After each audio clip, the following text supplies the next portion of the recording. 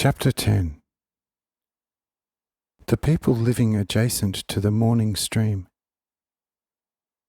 The tree dwellings of Saturnites. How the willpower of the Saturnites controls nature. Saturnite communication with the spiritual world. The useless missions of earth spirits to Saturn.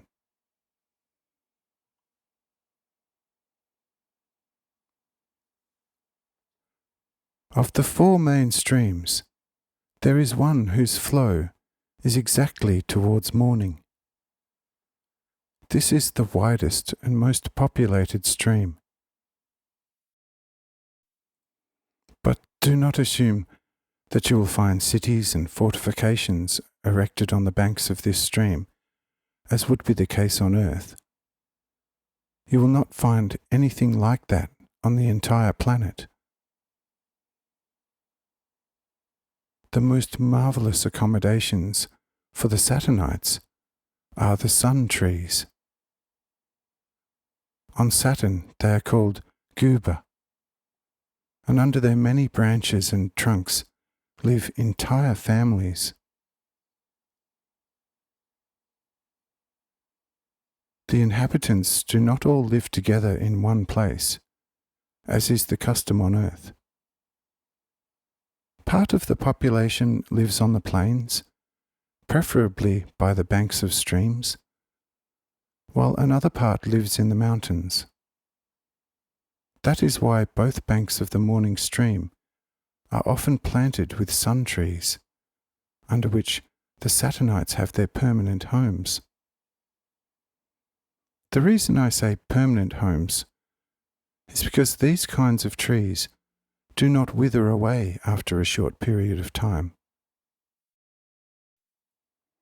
Instead, such trees keep on growing, becoming larger and reaching such a size that under many of them may live a single family which, through interrelationships, often reaches a population of 10 to 20,000 people.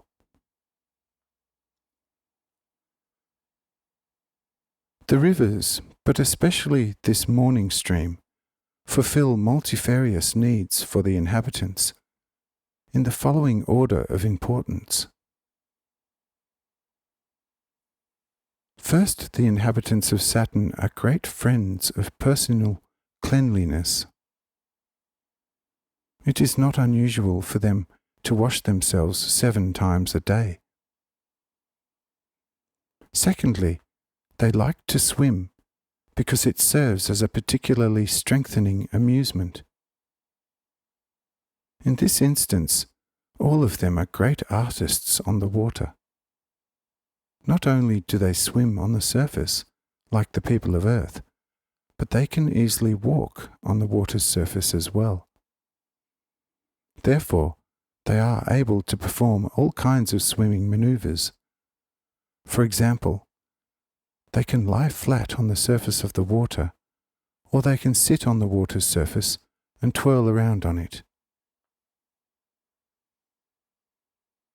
Should they want to dive under the water, they can do this as well, but it is no easier for them than it is for the geese on Earth, because in relationship to the water, the Saturnites are 40% lighter than people on Earth.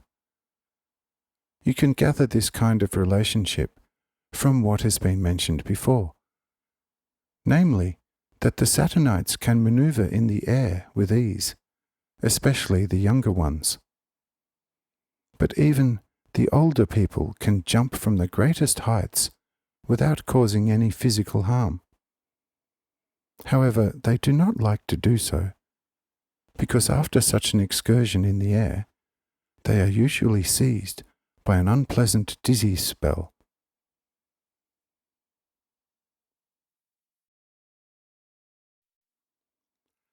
Thirdly, the Saturnites prefer to live close to the water because, as aforementioned, the water emits a particularly beautiful light glimmer at night. Fourthly, These streams exhale a particularly pleasant cooling air, of which the Saturnites are great friends. Fifth, they live on the banks of the rivers because of their domesticated animals, to have easier access to water, which we will discuss later.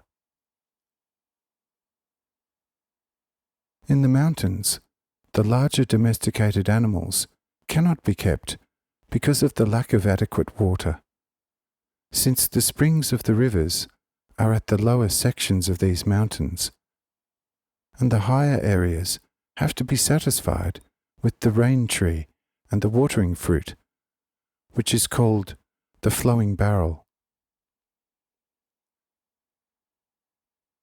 The largest of the domesticated animals requires, in accordance with your measurements, 598,000 quarts, or 566,000 litres of water in one day, which must seem an enormous amount to people on earth. This large domesticated animal is what you on earth would consider to be a cow. This animal is so large that an elephant could walk on the back of the Saturnian cow and be no larger than a parasite.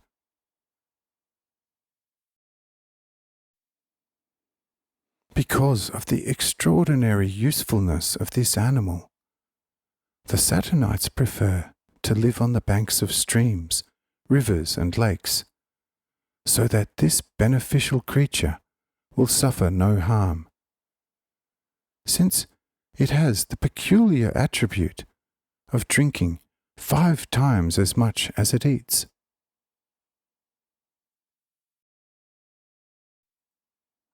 What these animals eat will be explained later in detail when the actual animals are discussed.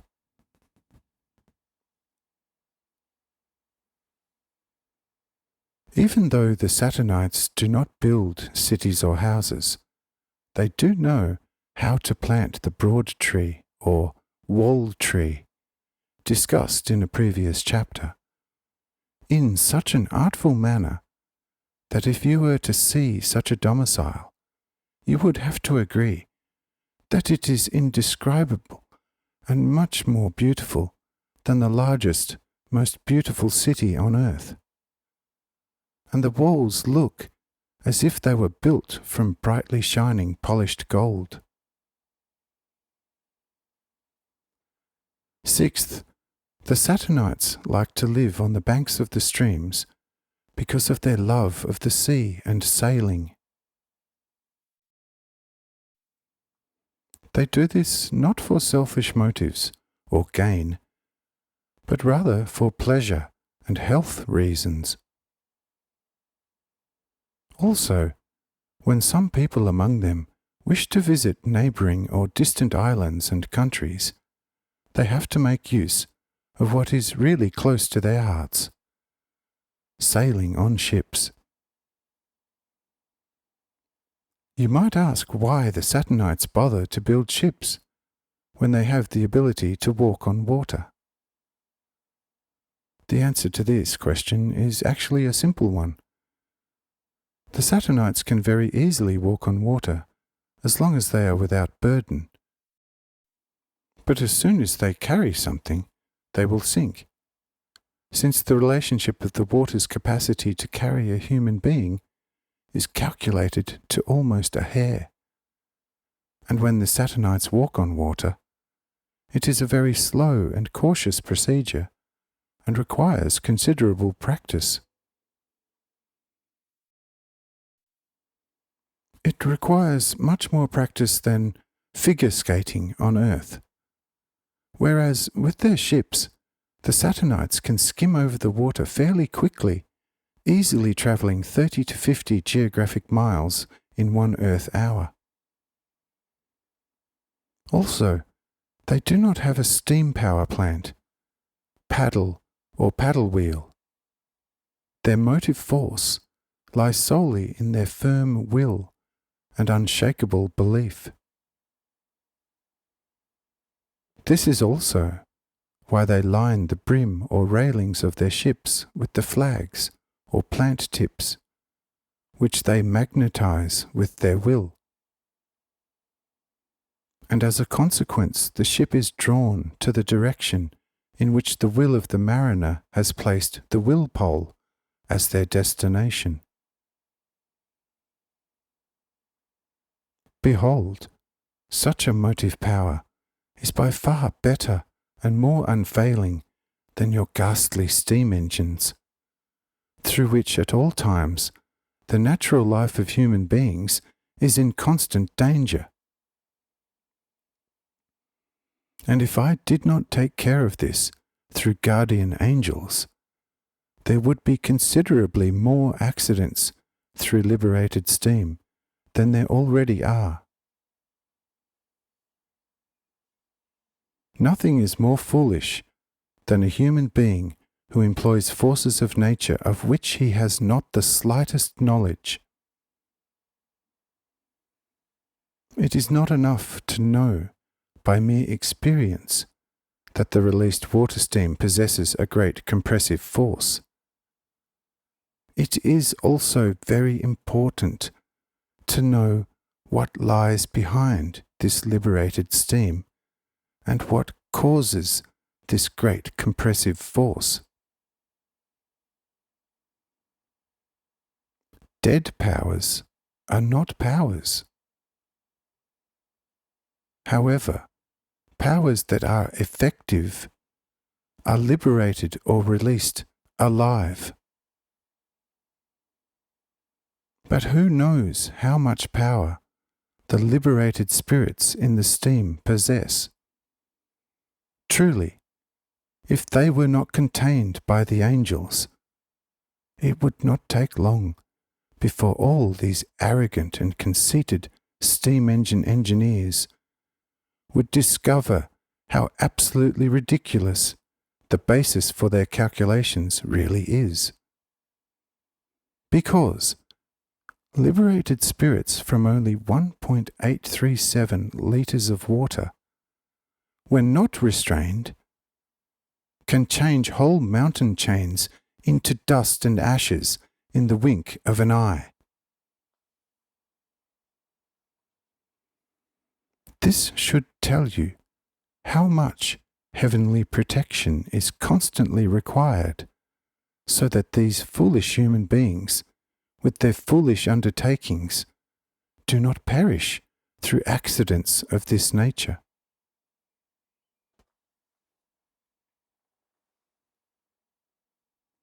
The Saturnites are unaware of any such foolishness, and despite all this, they are incomparably wiser than all those scholarly superintelligent steam engine inventors, engineers, and conquerors of the oceans on earth. Besides these many advantages, the Saturnites have one more invaluable benefit, that several times during their lives they can personally associate with me, and also with the angels in heaven, through which they can gain more in a brief conversation in their sphere of wisdom and cognizance than through all the excessive, stupid rhetoric of the scholars.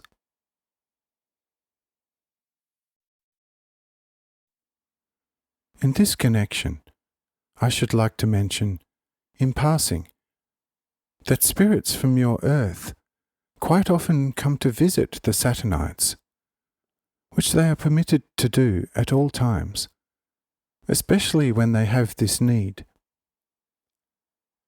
What usually occurs is that these earth spirits, who think of themselves as being very learned, are thoroughly laughed at by the Saturnites, and are reproached because of their extraordinarily foolish beliefs. For they do not even know that the Lord, as the creator of heaven and of all celestial bodies, is completely human. This fact is known only by very few human beings and Christians on earth.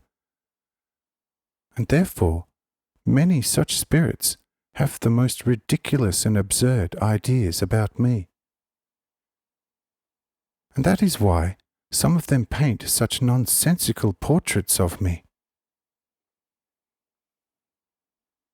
On some pictures, I am depicted as a hierarch, while others again depict me sitting half naked on a cloud, holding a cross in one hand, usually on the right hand of the hierarch. Others again depict me in the form of a flying dove, whereby I must always hover above two people below me, namely, above the hierarch and above the naked, cross-carrying Christ. And others transpose me in all three of these depictions at the same time, through which I become a mathematical nonsense, because I am portrayed as three persons of which only two are endowed with a human form, and the third is given the shape of an animal.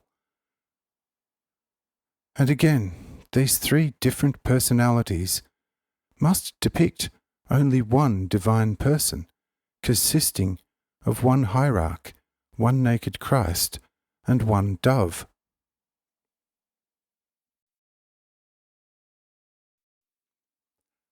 However, on the entire planet of Saturn, there exists not one human being who has any other concept of me other than that I am completely a human being, just like any other human being, albeit with one difference. I am the most complete and the most perfect human being. That is, I am a human being in which lives corporeally the fullness of the divinity.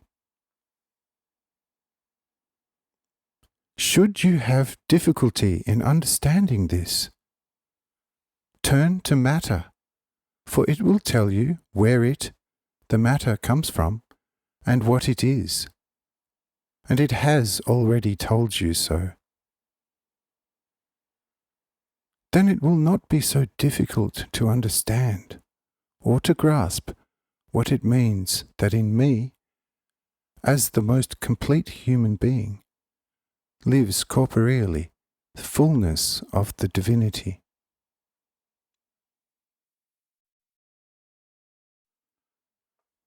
Behold, when the Saturnites, so to speak, set the record straight, these conceited earth spirits become very annoyed and angry, and, in revenge, they want to attack the Saturnites and impose another belief upon them by force. But the Saturnites show themselves forthwith as extremely humble, but at the same time exceedingly firm in their belief, so that the spirits from earth begin to feel miserable on account of their haughtiness, and can no longer endure the sphere of the Saturnites, and soon remove themselves voluntarily.